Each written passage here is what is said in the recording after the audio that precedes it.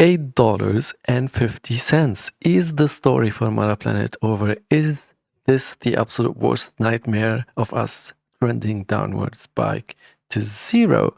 What would happen if on top of this, Bitcoin would crash back to $45,000? What does that mean for Metaplanet stock? Is the stock going much lower? I will try to answer those questions in this video, and for that I prepared a very beautiful table where I modeled what would mean for Bitcoin to go lower to even 45k, and for each case of how much Bitcoin the company keeps raising, I tried to model the share price based on different MNAVs for different months, and try to project that over 6 months and try to come up with all the possible different share prices the company will have. But right before I show you and explain exactly the table and give you the final price ranges, I need your help for a second.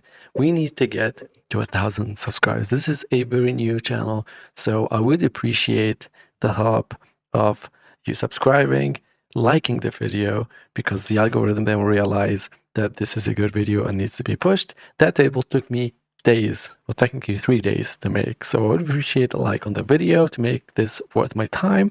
And if you want to be more awesome, gonna look you in the eyes and ask you, it would be great if you leave a comment on the channel. You don't have to be creative. You can just write, "Hold, let's fucking go. Amazing, great video. Thanks for showing this." Anything that would help push the channel. And like I said, like, subscribe, and comment. That would be much appreciated. With that being said, let's now explore the table that I have prepared.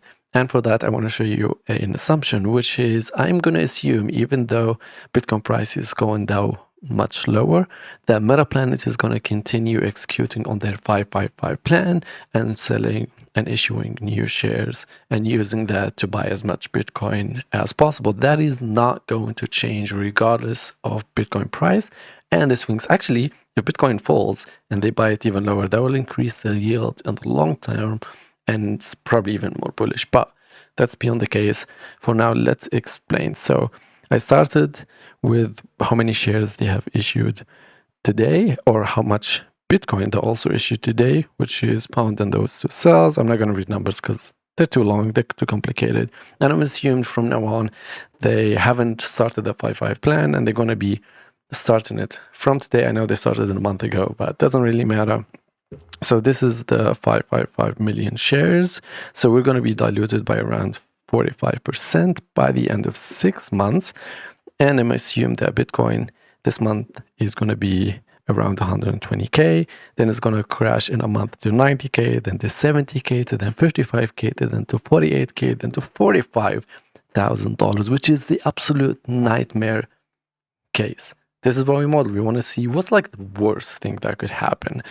And for those months, I calculated how many shares Metaplanet would be selling, and those are not different because at the beginning of the months they will issue less shares, but then as the total number of shares exist will increase, then they will be able to issue even more shares without putting that much pressure on the stock. So I didn't calculate that the shares will be issued will be divided by 6. Instead, they will be increasing until we reach the 555 by the end of the plan. And then here in this table, we got the month, we got the prior MNAV, I'll get that in a second, and we got Bitcoin price, the MNAV, which could be 2, 3, 4, 5, 6, or 7. So assume that we won't fall under 2, because otherwise we'll be almost straight into exactly to the amount of Bitcoin or the net asset value of the company without any premium. If it falls below that, I'm just going to buy the stock because it doesn't really matter. Now we're like in extremely undervalued territory and we're not taking account for growth at all. So that case doesn't really matter. It's not a worry of ours. It will be bought up very quickly, I'm sure. And I calculated that we might touch 7 we historically have. And then we will probably be bouncing anywhere between those two. So based on the MNAV, the total amount of shares and the net asset value, which is dependent on the price of Bitcoin, I calculated the price of the share And if you take account how many shares were issued newly based on that price, then you can do the math for how much BTC were bought, and then the amount of, obviously, money that was raised by selling new shares to buy new Bitcoin, and then we can come up with a price of how much Bitcoin is being held at the end of that month. So for example, for month one, we have different MNAVs, we can get to 17,622 BTC, 18K, 19K, 20K, and so on. But for month two, it's going to get a tiny bit more complicated. So for month two, we're also going to do the different MNAVs. We're going to go from MNAV 2, 3, 4, 5, 6, and 7. But for each MNAV, we're going to start on that month 2, for example, MNAV, and then we're going to use the prior month's MNAV as a starting point. So let's say for month 1, it was MNAV 3. In month 2, it can go to MNAV 5. But it can also go to MNAV 6, could be MNAV 2. So for each prior month's MNAV, we have all the different MNAVs we can translate to the next month. And it might sound, I don't know if I've done a great explanation to do it, but I will show you at the end exactly what that means. Bear with me for a second. So for that, we also do the exact same math that we've done earlier, and then we can come up with how much Bitcoin was held. And based on BTC price of that month, we can definitely calculate the net asset value. And based on the MNAV, we can come up with a stock price. So I've done that for month 1, and we see stock prices ranging from $5 to $20. For month 2, we can see $4, $15 for an MNAV 2, or for an MNAV 7 of month 2, if the prior or the first month's MNAV was 2, then we can come up with a $15 stock price, and we can do that the same for month 3, very similar math, month 4, month 5, month 6, and then we can see a whole range of different stock prices based on how much Bitcoin is up or down on that month and how much they carry and what's the premium. This table might be a bit complicated, but I'll do my best. I'm going to share somewhere in the description a link so you can go and open this table by yourself, and you can then read it in your time. You can also change the values of what Bitcoin is trading at, and then everything will be recalculated because it's just formulas. So you can like put in by yourself different scenarios, and this would be then much easier for you to follow or like play around with and understand much better than just me going around it in a video. I'm barely giving you any time to read, but I just wanted to explain my idea of how I calculated all of this. So here where the fun begins. So I assumed that Bitcoin is going to fall, but then based on it falling, the market will be giving the company different MNAVs, so different premiums. So based on those premiums, as Bitcoin falls and how those premiums fluctuate, we might have a different paths of MNAV. So let's say I'll take the first one, which is MNAV stays flat. So as Bitcoin is going down, the company keeps the same MNAV or the same premium. Then by the end of the 6 months, and them issuing 555 million shares, they will be able to buy 50 or hold 50K Bitcoin. That's still even above their target of 30K by the end of this year. And then the share price, because Bitcoin is only 45K, would be around $3.28. Today is now trading around, I think, $8. So it's kind of like we might go down a little bit in this case, but it's still not as catastrophical as some people might think, even though Bitcoin will crash so freaking hard.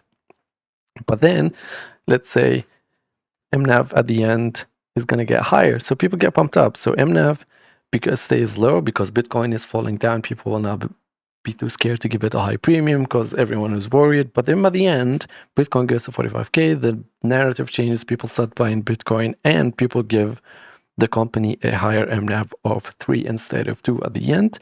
And then the stock price, instead of $3.28, we would see a price of $4.91.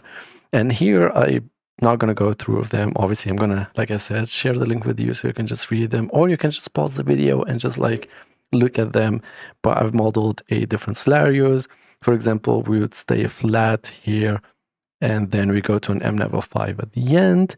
Or we might go, for example, here we stay flat at 2, go to 6, and then fall back to 5, and so on, and different stock prices for all these different cases. But those cases are picked up through those numbers that you've seen earlier, so you can actually come up and make any of the MNAVs path that you want and then see the stock price for that.